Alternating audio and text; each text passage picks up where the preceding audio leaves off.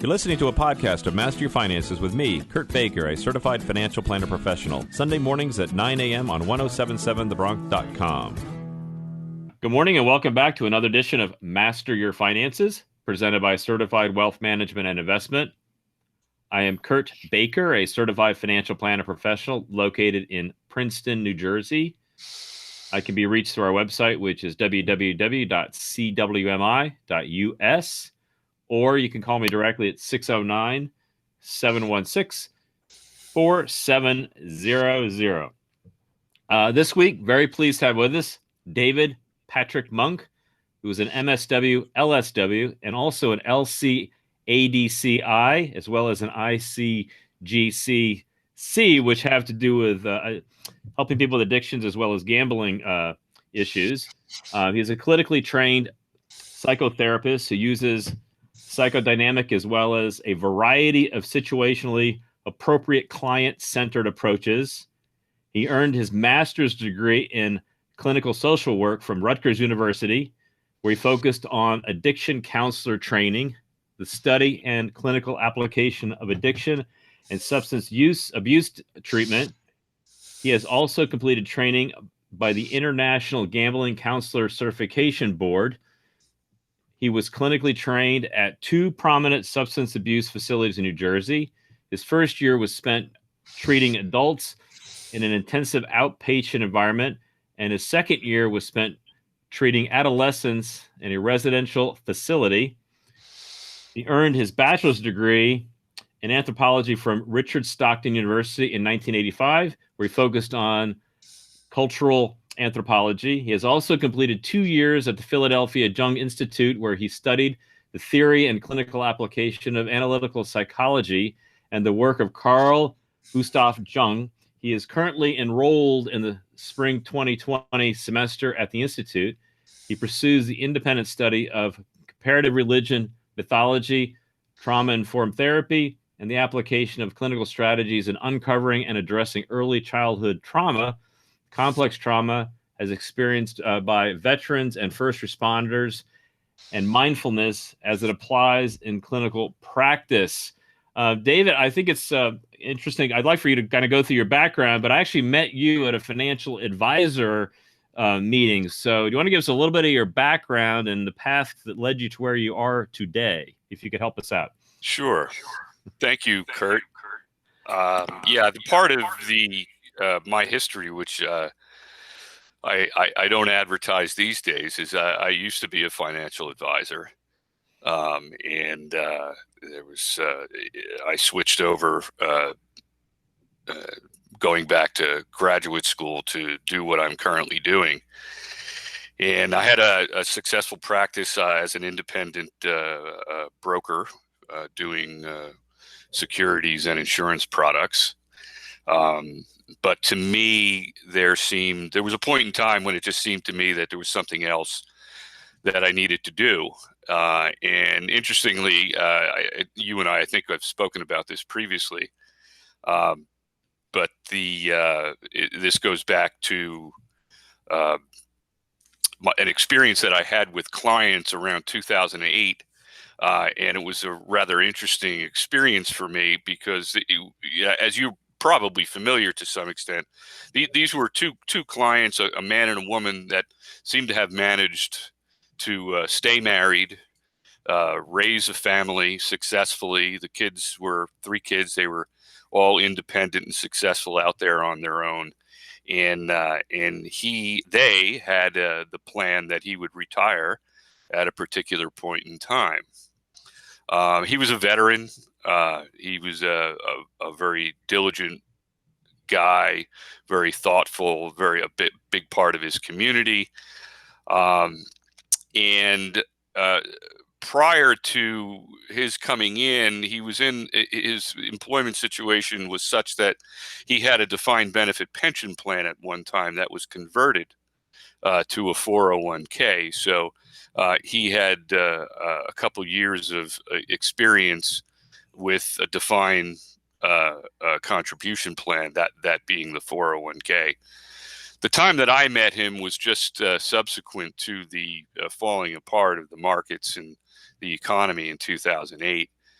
They came into my office and presented his paperwork with this grand plan that they had of his retirement. And upon looking at his paperwork, I had to be the one to tell him that he couldn't retire, unless, of course, he wanted to run out of money. And that was deeply, deeply troubling for them.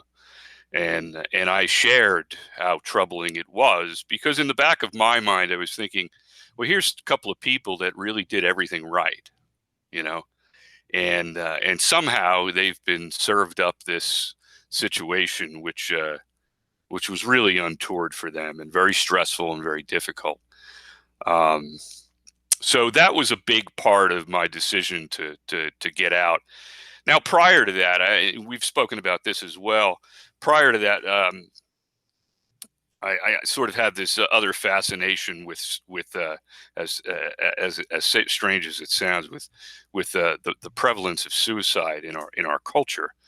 And this story goes back to when my father was still alive. He lived in South Amboy, and I used to go visit him from time to time. And this was around 2005, 2006. And I remember going to see him, and he was an avid reader, a very smart guy, and he always had a stack of newspapers out that he would go through every day. And the headline of the newspaper this one particular day was talking about the construction of the new Victory Bridge. Now, if anybody knows the area up there on the Raritan River, the Victory Bridge was this low-lying bridge that needed to be opened every time traffic came up the Raritan River. So around 2005, 2006, they decided they were going to build a new bridge. So the headline of that newspaper was a story talking about the evening that they opened that bridge. Somebody had gone to the bridge and jumped. And there was something about my noticing it at the time, which was puzzling to me. And then over subsequent visits, there were more headlines. In other words, more people were going to that particular bridge and doing the same. And there was something about that was troubling and odd. And I began to scratch the surface of that and look around, because we all have the internet now. Now, this was not something I found out that was unique to that bridge. In fact, this was happening all over the place and all around the country, not just there. But some of the most poignant stories were coming out of the George Washington Bridge up there, and the trouble that the Port Authority was having trying to maintain control and help people who were feeling so stressed that they opted for that. So that was sort of the background that sort of led me up to this moment in my own life to decide to move into another field. It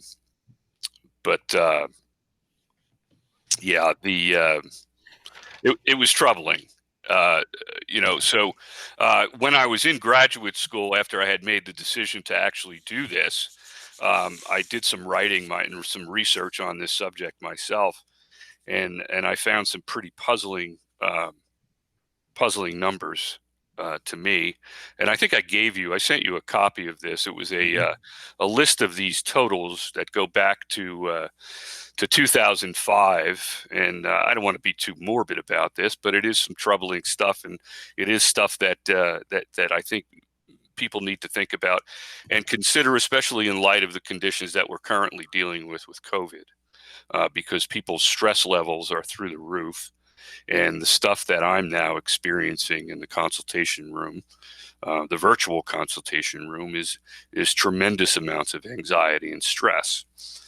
But just to go back, in 2005, which were the numbers that I looked at, there were 27,223 people who committed suicide in the United States that year.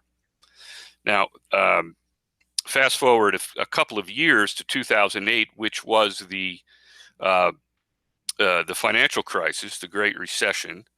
There were 36,035 people that committed suicide that year. and that was an increase of almost 7,000 people a year to the year prior in 2007.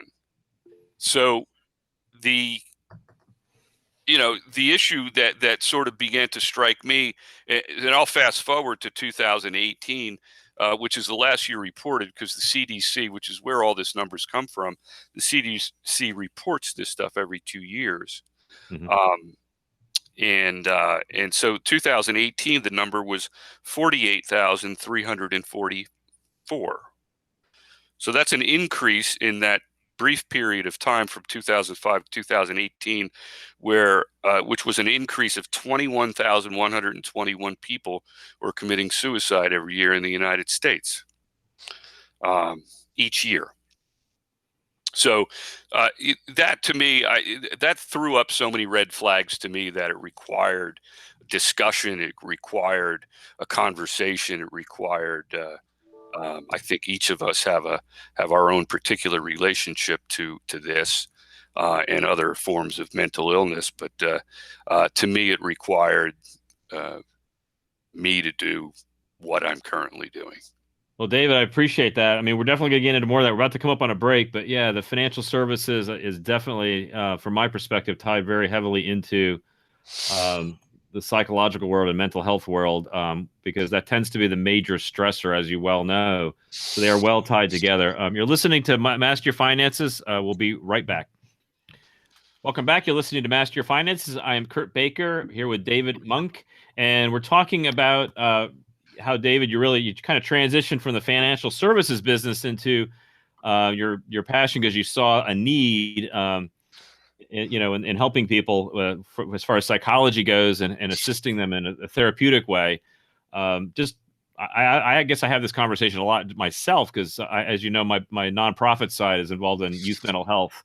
And of course, my professional side is involved in helping people with finances. And I really kind of look at this as helping people with their mental health because, as you're probably well aware, finances tend to be either number one or very high up in the list of stressors that people have in their lives. And I personally believe that if you kind of help people to understand their finances and live comfortably within their own structure, their stress levels drop and they are much, much happier when they start to release themselves and really kind of put themselves and their health first, their mental happiness first, and then the kind of the financial part falls in there. But anyway, that's been kind of my own personal experience over the years. And I know that the people that I know of that are very, very wealthy, you really can't tell that they're wealthy from an appearance standpoint. They're really they're just living well within their means. They're not necessarily making the highest income of people out there. They just accumulate because they tend to be very happy in a relatively minimalist way, right? Not that they deny themselves. They just live well within what they can afford. So, what are your thoughts about that as far as how all that goes? Well, I think the connection is spot on. And again, you make me think of Tom Stanley's book, The Millionaire Mind, right? He talked about that years ago in terms of the people who have accumulated that kind of wealth. Generally, when you look at it, you wouldn't really know it because they haven't fallen for the trappings of accumulation for the sake of accumulation, right? They've kept it simple and kept accumulating, driving a modest car. It's been a year since I read it, but all of the things that he said at the time about basically being humble, I think was my takeaway at the time. But yeah, there is a direct connection to finance and as you call it, happiness. We could talk later. Clinically, I'm not sure that happiness is the goal as much as meaningfulness is the goal. But recently there was a Washington Post article. In fact, it was on May 4th. A gentleman by the name of William Wan, W-A-N, and he wrote an article in which he's talking about for every point increase in unemployment, there was a 1.6% increase in the suicide rate. So The issue that we're having to confront now in the context of COVID and all of these stressors that have been put on people, with mandatory stay at home, this is affected a lot of people throughout the strata of the economy, and it's sort of evidenced. And there's lots of other studies out there on this. Well, that's a major debate right now. Is we all we all want to be safe from the virus, but we also have to recognize that secluding and putting people in isolation also has negative health effects too. So you've got a real tricky process you have to go through where you don't want people to get sick from the virus, but you also don't want people to become unhealthy because they're isolated in situations where that's also affecting their health in a very negative way in some cases. For some of us, it's just an annoyance. For other people, it can be serious, have a serious effect on their health. Right? Yeah. And again, I mean, getting back to the point that you made, the issue is it revolves around finance. And for me, one of the things that I'm seeing in my consultation room is the idea that there are a lot of old wounds being opened as a result of this situation. There are a lot of new wounds being created. But fundamentally, I think what we're dealing with is a sense of trauma on the part of everyone. Right? There's an individual trauma that is experienced differentially throughout the population, but then there's this sort of collective or communal trauma that everyone is wrestling with. And as you alluded to, the policy debates are now ensuing as to what the best path forward is. But yeah, the issue of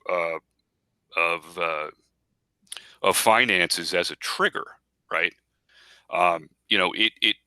It's different across the strata of society, and some of my old clients that I still have a relationship with, they're trying to manage legacy wealth. They're trying to manage family relations in the context of raising kids who will eventually become leaders of the family wealth, so to speak, right? Who will be good stewards of what in some cases was passed on to them, right? So in the context of what we're dealing with, the stress that's arising in between couples, between families, between being stuck at home, essentially, right? Is creating lots and lots of anxiety, right? Yeah, I think anxiety is a big one. And I think all of us are probably having some level of anxiety right now regarding what's happening, because this is really a brand new occurrence for everybody. We've literally never gone through this before, unless you're, whatever, 102 or 3 years old, right. lived through the 1918. Maybe if you're one of those couple handfuls of people that live through that. For the majority of us, this is really a brand new experience for us, and we're all still kind of adjusting to it. And those who already have pretty serious anxiety issues for other reasons potentially, to put this on top of it is really I think it's an issue, right? I mean, what are you seeing? I mean, what are you telling people? I mean, as this has been happening, we're now a couple months into this. What changes are you seeing, and how are you helping people to kind of get through this? Because there will be an end to this. We just don't really know when it is or how we're going to process out of this, right? We don't know how long this is going to take, but I think we're all confident that at some point we're going to come out the other end of this thing, right?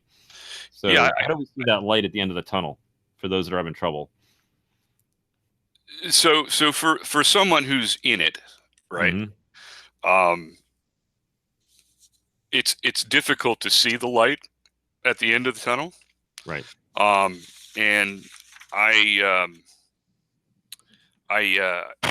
people present with anxiety, overwhelming levels of anxiety. I try to calm them in a way that and basically talk about the idea of what is anxiety, right? So anxiety fundamentally, comes from a word that has an Indo-Germanic root, ang, which is angst, angina, anxiety, and fundamentally what that root means is constriction, right?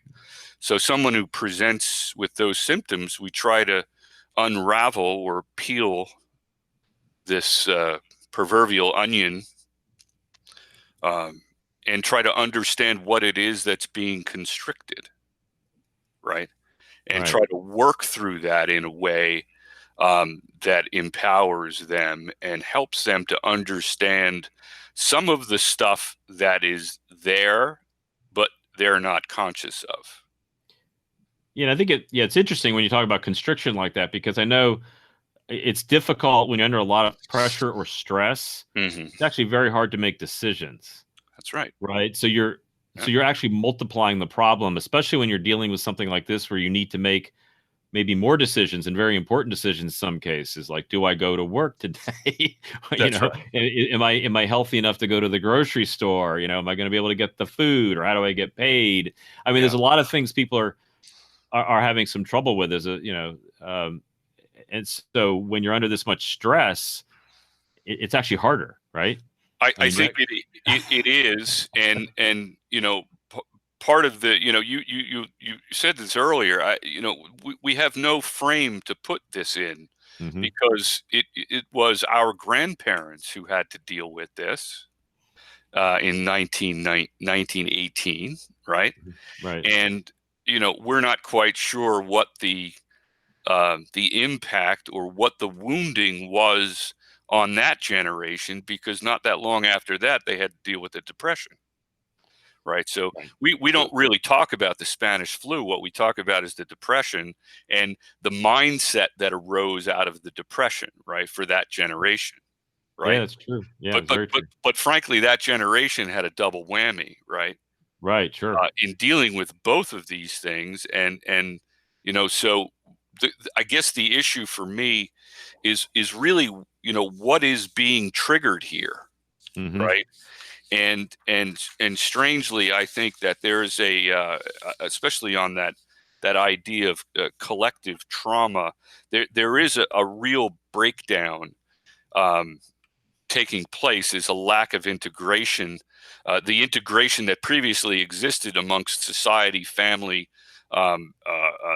and all the supportive structures that were there have broken down. And to go back to, and I'm not going to get wonky on this or theoretical, but Emil Durkheim years ago, who really wrote the seminal work on the study of suicide, and he talked about it being a result of a breakdown in social integration, right? So yeah, no, that's a great topic. We have to come up on a break here, but I definitely want to get into this, the collective trauma and the lack of integration, and what's been going on as far as how we've had to make adjustments and things that we need to be doing.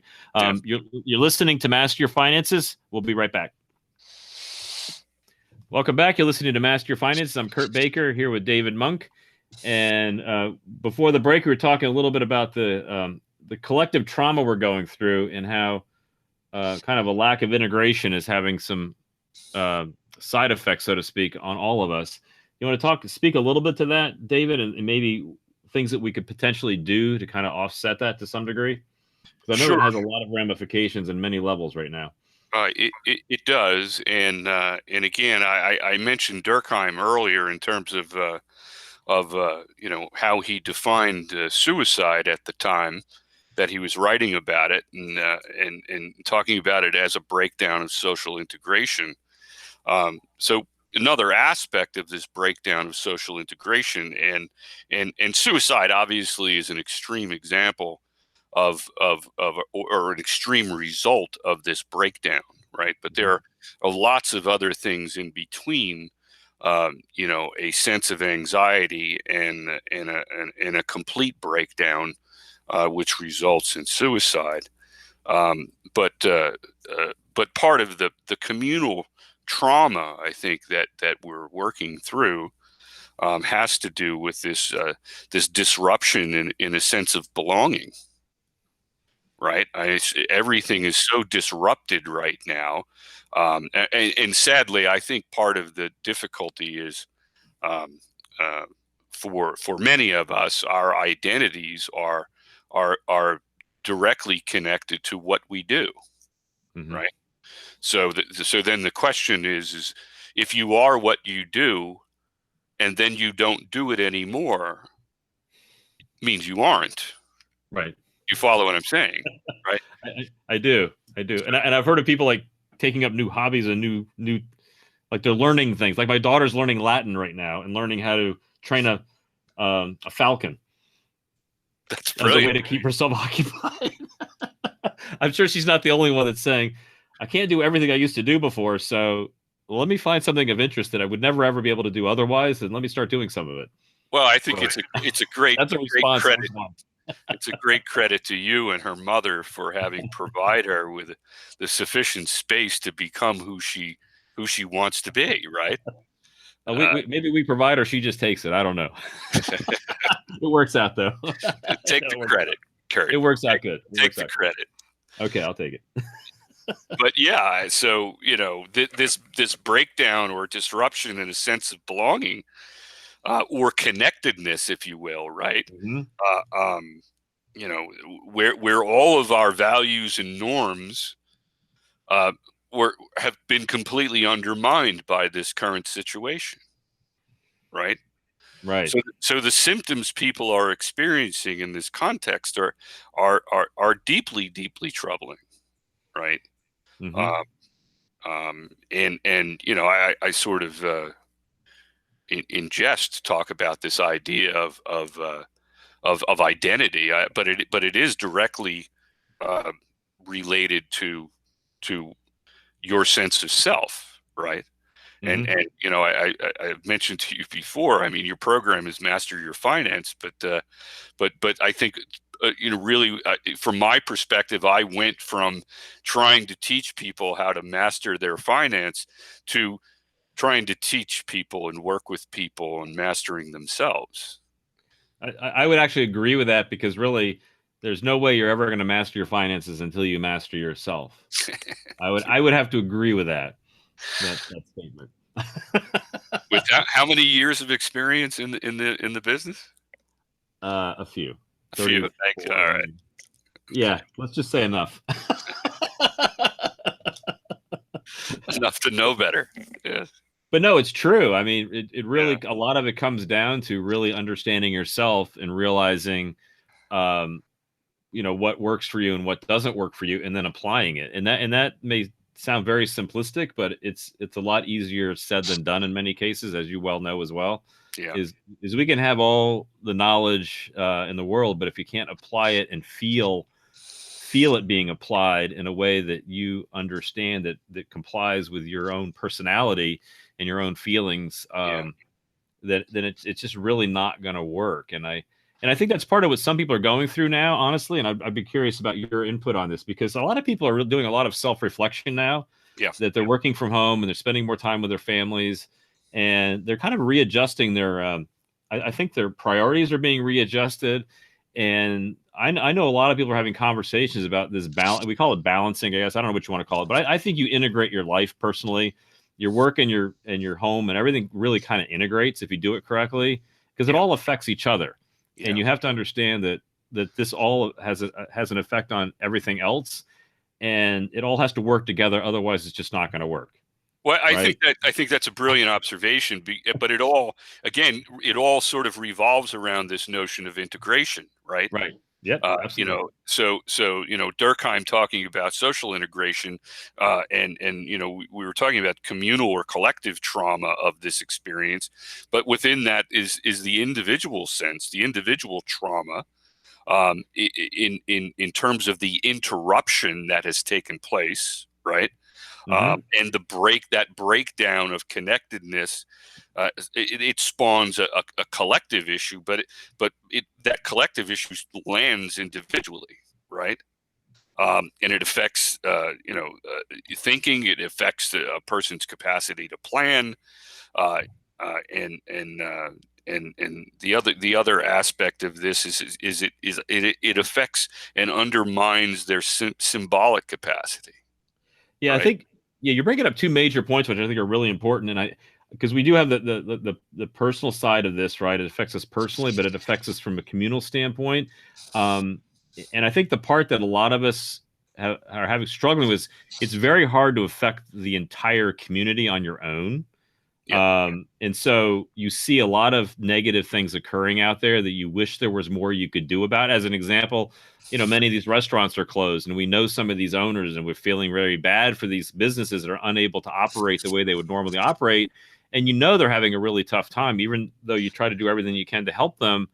You're feeling a little bit like out of control, right? Even though it's not even your personal situation necessarily. And you'd love to help them as much as you can, and you feel like this, no matter what you do, it just doesn't seem like enough. And then, of course, on a personal level, you're trying to do what you can, but at least from my perspective, I feel like at least I have a little bit more control about that, right? So you've got those two levels. You see society really having a lot of people are struggling in society, and you kind of feel that, right? Even though it's not directly affecting you, but at some point it does, right?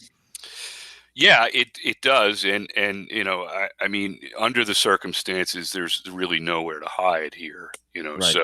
So the question of what the impact is on the individual level, excuse me, it's very difficult, and when you were talking, because you mentioned restaurants, there was an article in.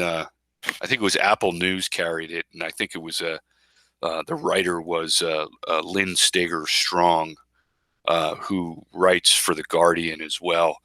But she mentions this other article, which was in the New York Times, regarding the restaurant Prune on the Lower East Side of Manhattan, and all of the stuff. This restaurant had to close down because of what was going on up there. And the owner of it, it's been around for 20 something years, whatever it is, and she's talking about the idea that when this happened, she began to realize that she's always been 1 month away from disaster, despite the fact that she has this what everyone considered this incredibly successful restaurant. And I highly recommend looking at the article.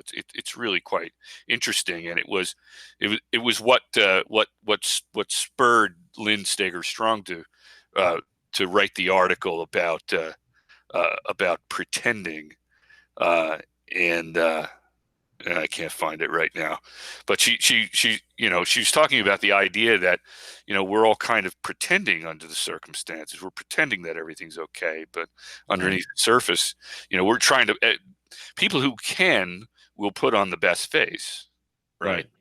But fundamentally, there's something very difficult going on, that goes to a very deep level for a lot of folks.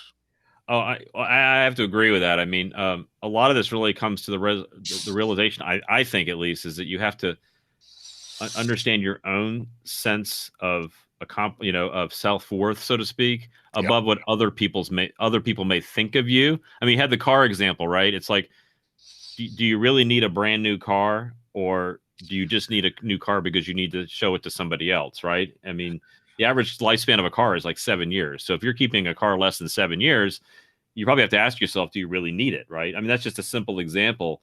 But you're right. I think people sometimes will do things and spend on things that aren't necessarily for them. Right. But I think the question for me is, can you find value in yourself, right, having kept the old car, so to speak? Yeah. And when we talk about old car, we're probably talking about last year's model, right? Right.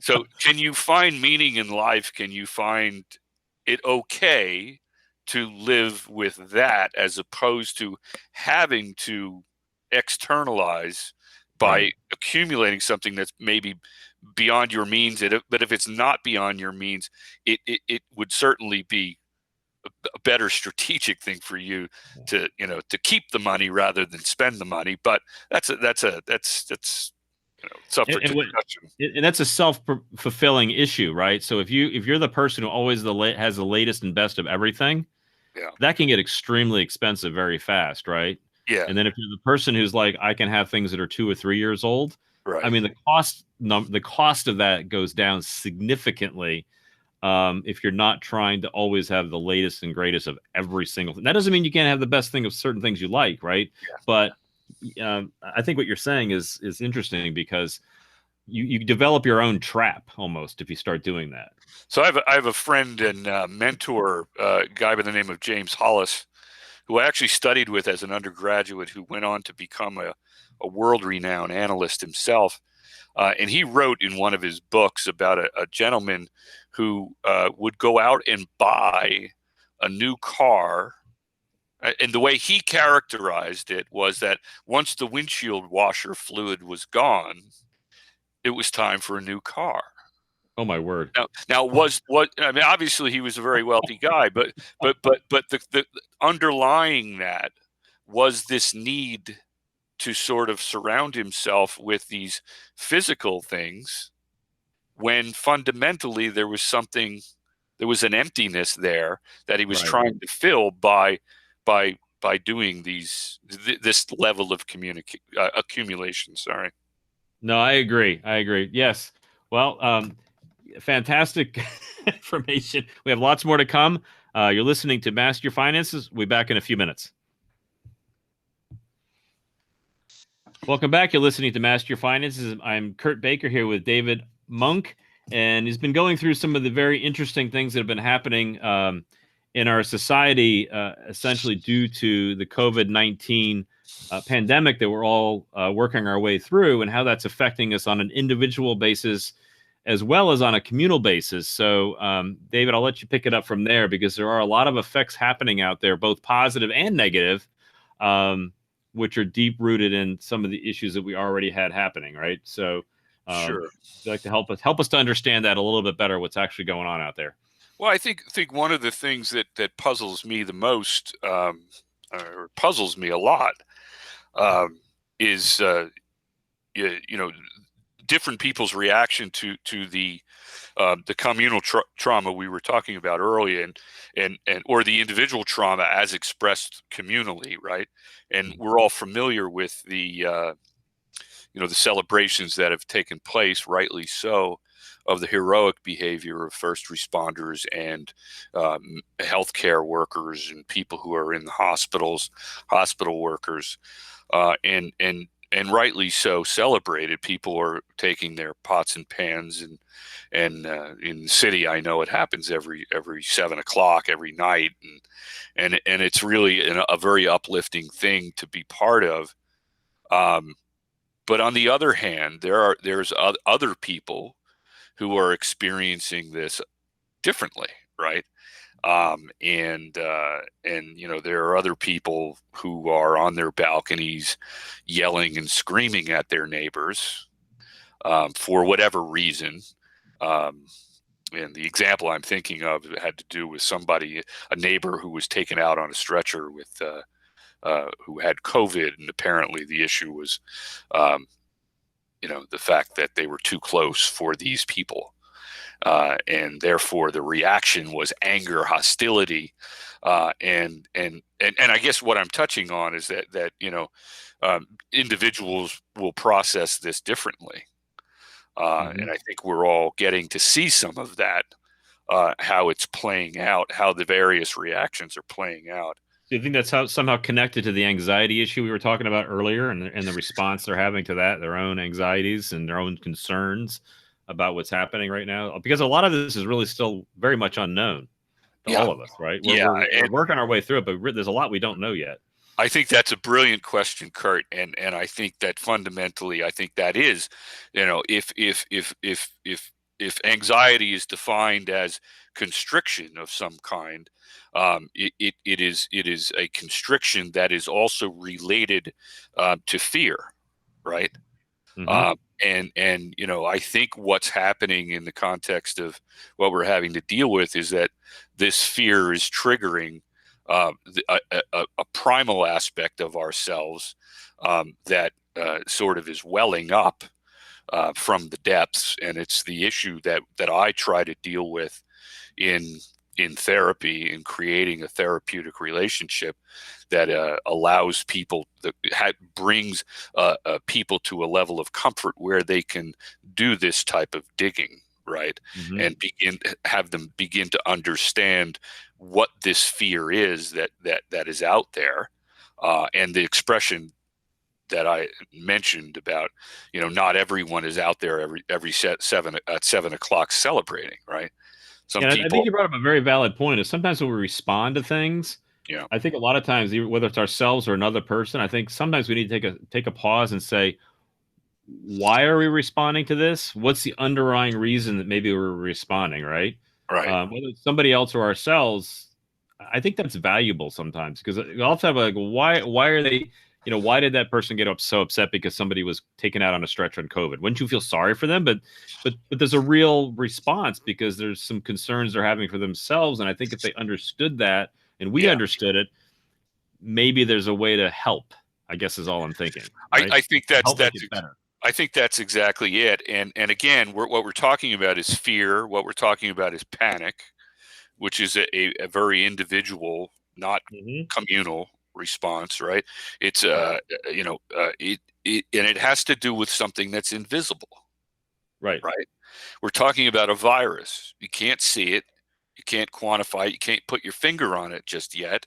And the fear, the level of fear is connected in some ways to the invisibility of what's being presented out there, right?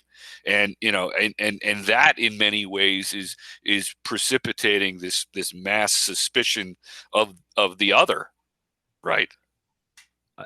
I think that's other, very true. Yeah. right? No, I think it's true. And I think we're all, as you pointed out, we're all responding to this different. I remember even early on in this process is once we knew it was very serious, some people were of the opinion that this is nothing. I'm going to go out and just live my life just like I did 2 weeks ago. And other people are like, I'm not leaving my house ever. And everybody in between. Right. Some people were literally paralyzed where they weren't leaving, and other, those are probably two extremes that neither one of them is really pretty good. It was very good, but we're all on that scale somewhere, right? That's right. And we all have to understand that everybody else is probably in a slightly different place than we are. And I think we have to at least appreciate that and understand that we're all responding a little differently based on our own circumstances, right? And those around us. Yeah, I think that's it. I go back to this idea of mass suspicion, and some of these Right. thoughts came from a guy's name. He's an Italian analyst. A guy by the name of Mario Perini. It's very interesting stuff that he's done. But he had this very interesting statement to describe the pathological level of fear that some people are experiencing. And he says this disease, this virus, he says we're all orphans, right? Because the material that it's stimulating, that it's bringing up, has to do with a very primal sense of themselves, and that fear is overwhelming to people, right? And overwhelmment is one of those primal fears that everyone walks around with, right? And depending upon the nature of your own self, your own mastery of self, if you will, getting back to what we talked about in the beginning, will determine whether or not your response to this is pathological or not, right? But we're all orphans, and lacking the protection of mother and father, and in this case the collective, because the collective is broken down as well. That's right, because it's hard, right? So that kind of leads me back to maybe what are some things that we can do to help ourselves and to help each other, because I think we have a little ways to go on this. For sure, right? And maybe we can learn something from it. Yeah, I think you're right about that. Now, So for me, I mean, the question is, I mean, what can therapy offer? From my point of view, Right. Because that's what I do, and in some ways, therapy is a vaccination against fear, if you will, right? Um, it's about rendering what's unconscious conscious, right, and being able to manage, develop strategies to manage in a non-pathological way, right? And it's developing the capacity of awareness, developing the capacity of consciousness, developing the capacity for thinking beyond fear, right? So the issue, I think that I remind my clients often is that you can't escape ambivalence. You can't escape ambiguity. You can't escape anxiety in many ways. Anxiety is a part of living, right? So the question then becomes, what can we do in the course of our treatment, in the course of our daily lives, to better reckon with these three menaces, right? That stir a lot of people toward pathological behavior, substance abuse being another one, which we talked about in the beginning. But the question is, what can we do? And can we reimagine ourselves? Can we reimagine our relations with others? And when with others, I do couples counseling as well. But sometimes it's the beloved that takes the brunt, right? Yeah, sure, because they're right there, right? Because they're right there in the face of this lockdown, and it's a terrible thing. But I think we may have discussed this in the break, but the numbers are coming out on domestic violence as well in the context of this stuff. So again, it's working with people to develop these capacities, to recognize that maybe we shouldn't be lashing out at the beloved, whether it's the kids, whether it's our spouse, whoever it may be, that in fact those are part and parcel of the foundation blocks of rebuilding a sense of integration. No, I think that's true. And you mentioned this just a few minutes ago, but I thought that was for me, it caught my ear, so to speak, is to make the unconscious conscious, right? To better understand, because you can't really solve a problem until you know what it is, right? You can't help yourself until we don't know what we don't know, right? And if we're acting a certain way, I know all couples have gone through this. Like you say or do something, and your spouse responds like, "Why are you doing it that way? You're offending me." You're like, "Well, I'm not. It's not intended to offend you." Right. But you're doing something you think is perfectly fine, but it's being received in a totally different way than you think it's being received. Until that's brought to surface, you can't even start to fix it, right? Yeah. And once you understand that, you're like, okay, maybe I don't fix it right away, but at least I understand that, okay, it's a problem, right? And maybe now we can figure out what we might be able to do.